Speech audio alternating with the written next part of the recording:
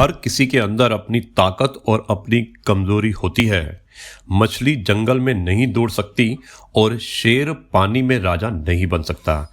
इसलिए अहमियत सभी को देनी चाहिए। रिश्ते कम बनाइए लेकिन निभाइए उन्हें शिद्दत से। जी हाँ दोस्तों, ये है आपका अपना प्रिय आरजे आदि, यानी कि आदि कश्यप, मुंबई का मानुस फ्रॉम मुंबई, और लेकर आया है आपके लिए आपका प्रिय प्रोग्राम आदि टेढ़ी बातें। आदि टेढ़ी बातों में मैं आपको आज सुनाऊंगा कुछ कविताएं, कुछ किस्से, कुछ अपडेट्स और कुछ कहानी। आज है दिन शनिवार 27 जून, यानी कि आज छुट्टी का दिन है और आप लोग वीकेंड को अपने परिवार के साथ मना रहे होंगे, चाय पी रहे होंगे, पराठे खा रहे होंगे और अपने परिवार के साथ होंगे। तो मैं आपको सुनाता हूं कुछ अपडेट्स और उसके बाद मैं आपको सुनाऊंगा कुछ कविताएं, कुछ कहानी और कुछ किस्से।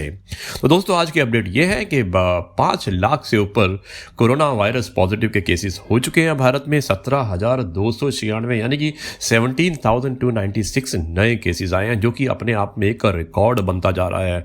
आप देख रहे होंगे रोज नंबर्स बढ़ रहे हैं। ये हाईएस्ट किसी दिन में सबसे बड़ा नंबर है।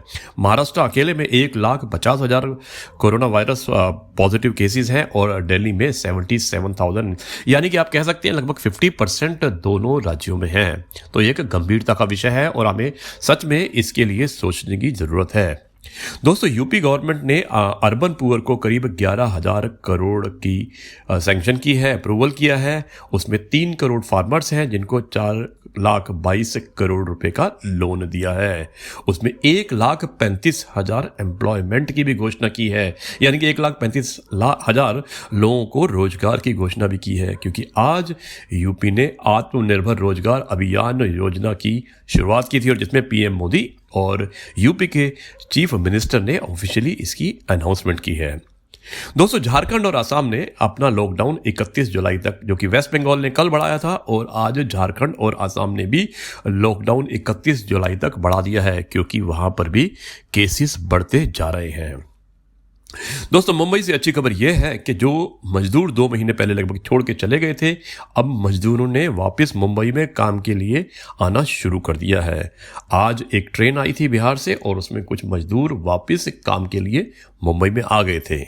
दोस्तों, मैं बताना चाहता हूं, अकेले धारावी, जहां पर 1.5 से 2 लाख मजदूर थे, माइग्रेंट मजदूर थे, जो मुंबई छोड़कर चले गए थे और अब उन्होंने वापस आना शुरू कर दिया है। तो एक अच्छी खबर है लोगों को अपने काम पे आने के लिए। दोस्तों, गुड़गांव में एक खबर ये भी है कि हरियाणा में जो गुड़गांव एक शहर है, वहां पर अगले हफ्ते से मॉल खुल जाएंगे, लेकिन अगेन सोशल डिस्टेंसिंग या रेस्ट्रिक्शंस उनको मेंटेन करके रखना पड़ेगा। दोस्तों, बिजली गिरने से बताया था मैंने आपको, यूपी और बिहार में करीब अब तक 112 लोगों की मौत हो चुकी है। रोहतक में आज एक हल्का सा भूकंप आया और जिसका पैमाना था 2.8 रिक्टर स्केल। दोस्तों, इंटरनेशनल फ्लाइट 15 जुलाई तक नहीं चलेगी। ये एक घोषणा हो चुकी है भारत में, क्योंकि यहाँ पे अभी तक भी कोरोना वायरस पॉजिटिव के केसेस बढ़ते जा रहे हैं। मैंने कुछ दिनों पहले आपको बताया था, सत्येंद्र जैन जो कि हेल्थ मिनिस्टर हैं, स्वास्थ्य मंत्री हैं, दिल्ली के, जो काफ़ी सीरियस हो गए थे, उनको प्राइवेट हॉस्पिटल में शिफ्ट करना पड़ा था। उसके साथ ही उनकी प्लाज्मा थेरेपी भी कराई थी और आज वो पूर्ण रूप से स्वस्थ होकर वापस आ गए हैं। मुंबई से एक खबर अच्छी और ये भी है कि मुंबई में फिल्म शूटिंग शुरू हो चुकी है, यानी कि आज देखा गया कि फिल्म सिटी के अंदर करीब 8 लोकेशंस पे शूटिंग शुरू हो गई है। लेकिन सोशल डिस्टेंसिंग, टेम्परेचर की टेस्टिंग, दूसरे कपड़े और शूज़ बदल कर ही ये शूटिंग हो पाएगी, यानी कि सारी सावधानियों को ध्यान दिया गया है। दोस्तों, मैं आपको एक खबर ये भी बताना चाहता हूँ फरीदाबाद से, जो कि हरियाणा में है। वहाँ पर कुछ लेबर जो काम कर रहे थे, उनकी एक बड़ी ही गंभीर दास्तान है। एक लेबर की कहानी यह है कि 18 साल की उम्र से वो वहाँ पे काम कर रहा था, अब उसकी 34 साल की उम्र हो चुकी है। अपने कैरियर में जिस फैक्ट्री में काम कर रहा था, एक एक करके उसने अपनी 6 उंगलियों को खो दिया और आज उसके मालिक ने उसे निकाल दिया। तो दोस्तों, अगर कोई इंसान इतने सालों से काम कर रहा है तो क्या ये सही है? क्या हमारी राज्य सरकार, क्या फैक्ट्री के मालिक या क्या लेबर कमिश्नर को नहीं सोचना चाहिए कि जिस इंसान ने अपनी ज़िंदगी के 16 साल किसी फैक्ट्री में दिए हैं और 34 साल की उम्र में अगर उसे निकाल दिया जाता है तो उसका क्या होगा? ईएसआई जो कि इंश्योरेंस कंपनी है उसने सरकार की तरफ से होती है, एम्प्लॉयज़ इंश्योरेंस स्कीम वाले जो होते हैं उन्होंने सिर्फ उनको 500 रुपये पेंशन देने का फैसला किया है। क्या 500 रुपये में पूरा महीना चल सकता है? ये सोचने का गंभीर विषय है। 20 रुपये पर डे से भी कम, 202 रुपये तो दोस्तों हमारी मनरेगा स्कीम में मिलता है मजदूर को, और ये तो उससे भी कम की पेंशन दे रहे हैं। तो शायद हमें ये एक सोचने का विषय है। दूसरा दोस्तों, ऐसा बताया गया है कि फरीदाबाद में, सिर्फ अकेले फरीदाबाद में इस पैंडेमिक की वजह से 1,50,000 लोग अपनी नौकरी से हाथ धोने वाले हैं या धो चुके हैं। राजस्थान से कुछ खबरें ये हैं कि राजस्थान क्योंकि टूरिस्ट स्पॉट है, राजस्थान ने हाल ही में होटल्स को खोल दिया था, लेकिन अफसोस की बात यह है कि होटल्स खुल चुके हैं, बार खुल चुके हैं, रेस्टोरेंट खुल चुके हैं, लेकिन टूरिस्ट वहाँ पर कोई नहीं है। और दूसरी अफसोस की बात यह कि सरकार की तरफ से होटल इंडस्ट्री को कोई भी फैसिलिटीज़ नहीं मिल रही है, ना तो उन्हें गवर्नमेंट के टैक्सेस में एक्सेम्पशन मिल रही है जीएसटी में, ना ही उन्हें इलेक्ट्रिसिटी में कोई रियायत मिल रही है, ना ही बार लाइसेंसेस में कोई उन्हें रियायत मिल रही है। अगर ये हाल रहा तो होटल इंडस्ट्री कैसे चल पाएगी? ये एक सोचने का विषय है।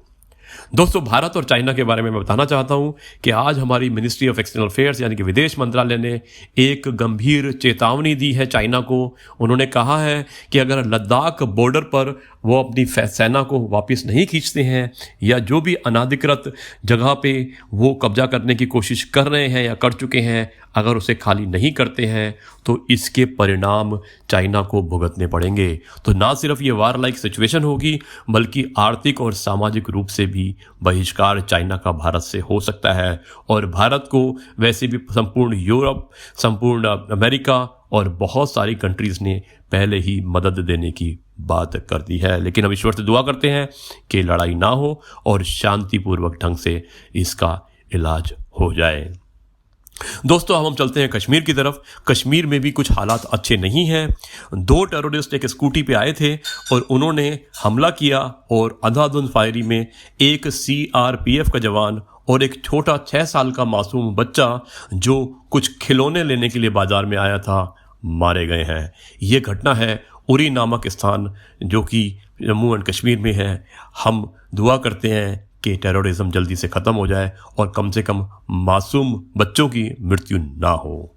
तो ये है आपका अपना प्रिय आरजे आदि, और आपके लिए लेकर आया है आड़ी टेढ़ी बातें फ्रॉम मुंबई का मानुस। और आज शनिवार का दिन है 27 जून, और मुझे उम्मीद है कि आप अपने परिवार के साथ चाय पी रहे होंगे। अब दोस्तों, मैं आपको कुछ सुनाता हूं आर्थिक खबरें जो कि हमने अभी कल से ही अपने कार्यक्रम में इंक्लूड की है, और कई लोगों की गुजारिश थी, कई लोगों ने कहा कि कुछ इकोनॉमी से रिलेटेड भी खबरें सुनाई जाएं और बताई जाएं। तो मैं आपको बताना चाहता हूं, JSW स्टील उन्होंने कुछ समय मांगा है BPSL डील करने के लिए, ख़त्म करने के लिए। दोस्तों, अब चाइना कि जितने भी यहाँ पे गुड्स हिंदुस्तान में आएंगे, ये फैसला लिया गया है कि उनका 100% फिजिकल वेरिफिकेशन होगा, फिजिकल चेक होगा एयरपोर्ट पे या पोर्ट पर। लेकिन इसमें एप्पल को एग्जम्प्ट कर दिया गया है। दोस्तों, टीम इंडिया जो कि नाइकी लोगों को लेकर लड़ाई कर रही थी, 14 साल से लड़ रहे थे वो, नाइकी लोगों का हमने केस हार चुके हैं, टीम इंडिया हार चुकी है। और फेयर एंड लवली भी कुछ इस प्रकार है, जो कि हिंदुस्तान यूनिलीवर का प्रोडक्ट था, उसको वापस रीनेम करके स्किन केयर लेबल डाल दिया गया है। दोस्तों, फिच जो एक रेटिंग एजेंसी है, उसने रिलायंस इंडस्ट्रीज लिमिटेड के लॉन्ग टर्म लोकल करेंसी को IDR को शुरू कर दिया है। दोस्तों, US GDP यानी कि यूनाइटेड स्टेट्स का जो GDP है वो 5% पर रह गया है Q1 के अंदर, और अभी बुरा समय आना बाकी है। US के लिए आर्थिक मंदी का दौर गुजर रहा है। दोस्तों, इंडियन मनी जो स्विस बैंकों में पड़ी थी वो 6% कम हो चुकी है। इंडियन ओवरसीज बैंक 143.79 करोड़ का नेट प्रॉफिट जो Q4 में था उन्होंने दिखाया है, और वाकिस उनके जो बैड लोन्स थे उनको उन्होंने वाइप आउट कर दिया है। दोस्तों, फेडरल बैंक ने भी 4% और स्टेक जो जेवी के अंदर था, IDBI के अंदर, उन्होंने 80 करोड़ का 4% स्टेक भी लिया है।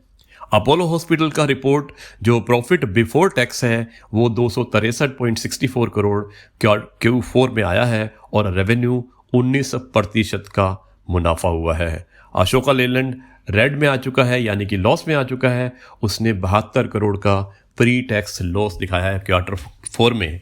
एक्सिम बैंक का प्रॉफिट 51% बढ़ चुका है दोस्तों फाइनेंशियल ईयर 20 में। Exim bank export and import bank तो एक अच्छी खबर है।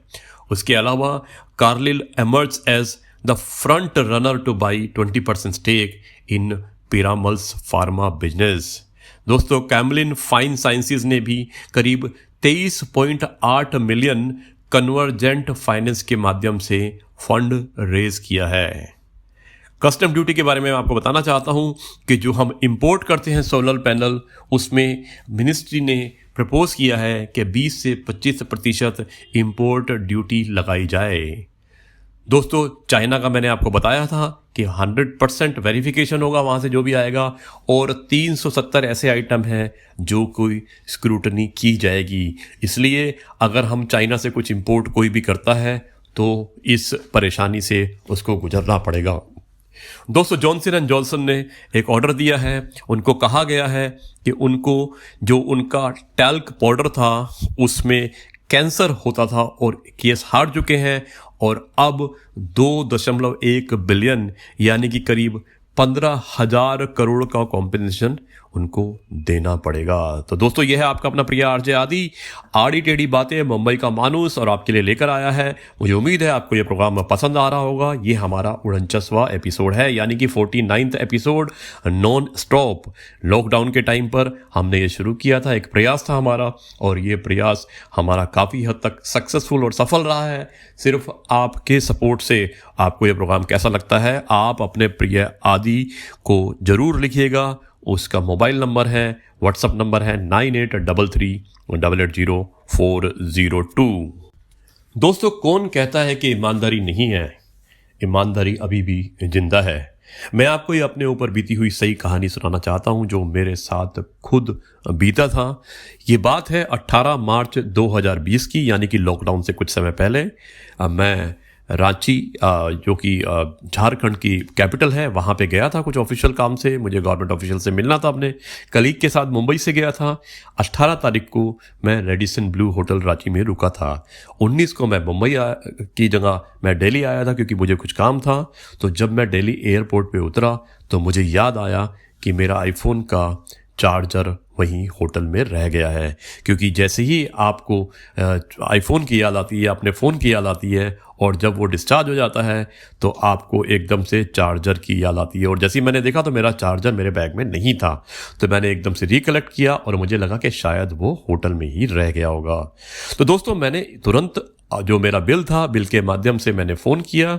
वहाँ रिसेप्शन पे उन्होंने फ़ोन उठाया, उसके बाद मुझे कनेक्ट किया बैक ऑफिस में, हाउस कीपिंग में, और उनसे मैंने पूछा कि मेरा चार्जर तो नहीं रह गया था। उन्होंने कहा सर हमें सिर्फ 5 मिनट दीजिए, और 5 मिनट के बाद तुरंत मुझे फ़ोन आया और उन्होंने कहा कि हाँ, जहाँ पर आप रुके थे वहाँ पे आपका मोबाइल का चार्जर रह गया था। उन्होंने मेरे से पता पूछा और मैंने उनको दिल्ली का लोकल एड्रेस दे दिया। दोस्तों ये बात थी 18 मार्च 2020 की, और अभी जब मेरे पास चार्जर नहीं आया, हालांकि मैंने रिमाइंडर कॉल नहीं किया क्योंकि मैं चार्जर खरीद चुका था, लेकिन 10 दिन पहले मुझे ये चार्जर मेरे लोकल एड्रेस दिल्ली में प्राप्त हो गया। दोस्तों समय जरूर लगा, और मैं समझ सकता हूँ समय लगने का कारण क्या था। समय लगने का कारण लॉकडाउन था, क्योंकि कोई भी कोरियर सर्विसेज शायद नहीं चल रही थी, लेकिन उन्होंने प्रॉपर पैकिंग करके मुझे ये चार्जर भेज दिया। तो दोस्तों ये एक अच्छी बात है हॉस्पिटैलिटी इंडस्ट्री, जहाँ पे कि हम होटल में रुकते हैं और अपने कीमती सामान भी लेके जाते हैं। ये तो एक चार्जर की बात है, लेकिन मुझे लगता है कि शायद हम एक प्रॉपर रूप से सुरक्षित रहते हैं। तो इसलिए मैं सैल्यूट करता हूँ रेडिसन ब्लू रांची होटल के सारे स्टाफ को, उनके सुपरवाइज़र को, उनके प्रमोटर को और उनके मैनेजमेंट को, जिन्होंने एक ईमानदारी का अनूठा परिचय दिया, वो भी लॉकडाउन के टाइम में। तो मैं एक बार फिर सैल्यूट करता हूँ, और मैं वापस हॉस्पिटैलिटी इंडस्ट्री के लिए दुआ करता हूँ कि जल्दी से रिवाइव हो जाए। सिर्फ यारियां ही रह जाती है मुनाफा बनके, सिर्फ यारियां ही रह जाती हैं मुनाफा बनके, वरना जिंदगी के सौदों में नुकसान बहुत है। कुशल व्यवहार हमारे जीवन का आईना है, इसका हम जितना अधिक इस्तेमाल करेंगे हमारी चमक उतनी ही बढ़ती जाएगी। फिर से शुरुआत करने में कभी मत घबराना, क्योंकि इस बार शुरुआत शून्य से नहीं, अनुभव से होगी। तो जी हाँ दोस्तों, यह है आपका अपना प्रिय आर्य आदि, और आपके लिए लेकर आया है आपका मन पसंद प्रोग्राम आड़ी टेढ़ी बातें। दोस्तों, अब मैं आपको सुनाना चाहता हूं एक छोटा सा किस्सा, और किस्सा कुछ इस प्रकार से है, और किस्से का आप कह सकते हैं शीर्षक है प्रतिस्पर्धा। राजा ने मंत्री से कहा, मेरा मन प्रजाजनों से जो वरिष्ठ है उन्हें कुछ बड़ा उपहार देने का है। बताओ ऐसे अधिकारी व्यक्ति कहां से और किस प्रकार ढूंढे जाएं? मंत्री ने कहा, सत पात्रों की तो कोई कमी नहीं है हुजूर, पर उनमें एक ही कमी है कि परस्पर सहयोग करने की उपेक्षा वे एक दूसरे की टांग खींचते हैं। ना खुद कुछ पाते हैं और ना दूसरों को कुछ हाथ लगने देते हैं। ऐसी दशा में आपकी उदारता को फलित होने का अवसर ही नहीं मिलेगा। राजा के गले में यह बात उतरी नहीं। उन्होंने बोला, तुम्हारी मान्यता सच है, यह कैसे माना जाए? यदि कुछ प्रमाण प्रस्तुत कर सकते हो तो करके दिखाओ। मंत्री ने यह बात स्वीकार कर ली और प्रत्यक्ष कर दिखाने की एक योजना बना ली, और उसे कार्यान्वित करने की स्वीकृति भी उसको राजा से मिल गई। अब बस क्या था, उसने एक 6 फुट का गहरा गड्ढा बनाया, उसमें 20 व्यक्तियों के खड़े होने की जगह बना दी। घोषणा की गई कि जो इस गड्ढे से ऊपर उठ आएगा उसे आधा राज्य पुरस्कार में मिलेगा। 20 प्रथम चढ़ने का प्रयत्न करने लगे, यानी कि 20 के 20 ने कोशिश की कि सबसे पहले वो चढ़े। जो थोड़ा सफल होता दिखता उसकी टांगे पकड़कर शेष 19 लोग उसे नीचे घसीट देते, वो औंधे मुंह गिर पड़ता। इसी प्रकार सवेरे आरंभ की गई प्रतियोगिता शाम को समाप्त हो गई। 20 को असफल ही किया गया और रात्रि होते होते उन्हें सीढ़ी लगाकर ऊपर खींच लिया गया। पुरस्कार किसी को भी नहीं मिला। मंत्री ने अपने मत को प्रकट करते हुए कहा, यदि यह एकता कर लेते तो सहारा देकर किसी एक को ऊपर चढ़ा सकते थे, पर ये ईर्ष्यावश वैसा नहीं कर सके। एक दूसरे की टांग खींचते रहे और सभी खाली हाथ रह गए। संसार में प्रतिभावनाओं के बीच भी ऐसी ही प्रतिस्पर्धा चल रही है, यानी कि इसी तरह की प्रतिस्पर्धा चल रही है, और वो खींचतान में ही सारी शक्ति गंवा देते हैं। अस्तु उन्हें निराश हाथ मलते ही रहना पड़ता है। तो दोस्तों, हमें अगर प्रतिस्पर्धा करनी भी है तो पॉजिटिव करनी चाहिए, नेगेटिव नहीं। यानी कि किसी की टांग नहीं खींचनी चाहिए, बल्कि एक दूसरे के साथ मिलकर चलना चाहिए। यह है आपका अपना प्रिय आरजे आदि आपको लिए लेकर आया है आपका प्रिय प्रोग्राम आड़ी टेढ़ी बातें फ्रॉम मुंबई, आपका अपना मानुस, मुंबई का मानुस। दोस्तों, प्रेम या सम्मान का भाव सिर्फ उन्हीं के प्रति रखिए जो आपके मन की भावनाओं को समझते हों।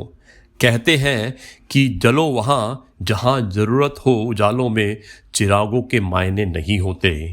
कपड़े से छाना हुआ पानी स्वास्थ्य को ठीक रखता है, और विवेक से छानी हुई वाणी संबंध को ठीक रखती है। सब दुख दूर होने के बाद मन प्रसन्न होगा, ये आपका भ्रम है। मन प्रसन्न रखो, सब दुख दूर हो जाएंगे, ये एक हकीकत है। तो दोस्तों, यह है आपका अपना प्रिय आरजे आदि, और अब आपको सुनाना चाहता है कार्यक्रम खत्म करने से पहले आपकी फेवरेट एक कहानी, और इस कहानी का शीर्षक है जीवन की सहजता खोने ना दें। तो जी हाँ दोस्तों, मैं अब आपको ये कहानी सुनाता हूं। एक बार एक छोटा सा पारिवारिक कार्यक्रम चल रहा था। उसमें बहुत लोग उपस्थित थे। उस कार्यक्रम में बहुत ही बढ़िया बासमती चावल का पुलाव बन रहा था। सभी का मन पुलाव में लगा हुआ था।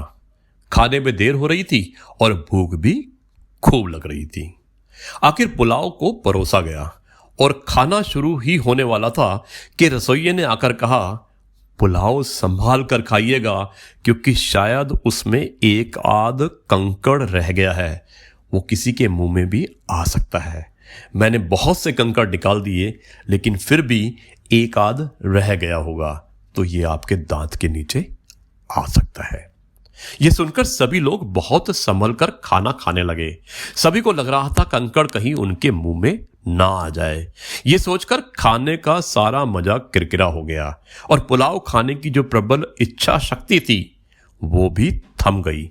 सब लोग बिना कुछ बोले, बिना किसी हंसी मजाक के भोजन करने लगे।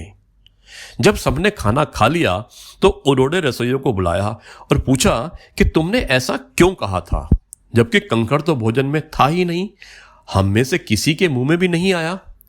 तब रसोइये ने कहा, मैंने अच्छी तरह से चावल बिने थे लेकिन चावल में कंकड़ भी ज्यादा थे, इसलिए मुझे लगा शायद एक आध रह गया होगा। यह सुनकर सब एक दूसरे की तरफ देखने लगे। खाने के बाद किसी को कुछ भी अच्छा नहीं लग रहा था। सब निराश थे क्योंकि सभी का ध्यान कंकड़ में था और खाने का स्वाद कोई भी नहीं ले पा रहा था, इसलिए सब निराश हो गए। दोस्तों, यही परिस्थिति आज हमारी है। एक वायरस को लेकर हम हमारी आजादी खो बैठे हैं। हर वस्तु, व्यक्ति, प्राणी पर शंका कर रहे हैं। आज तक जो लोग हमारी आवश्यकताओं की पूर्ति कर रहे हैं, जैसे दूध वाला, फल वाला, सब्जी वाला, पेपर वाला, इन लोगों पर से हमारा विश्वास उठ गया है और अब हमारे आज के सुहाने दिन खो बैठे हैं और शारीरिक रूप से भी थकान महसूस कर रहे हैं। यह सब कुछ हद तक हमारी सोच पर भी निर्भर करता है।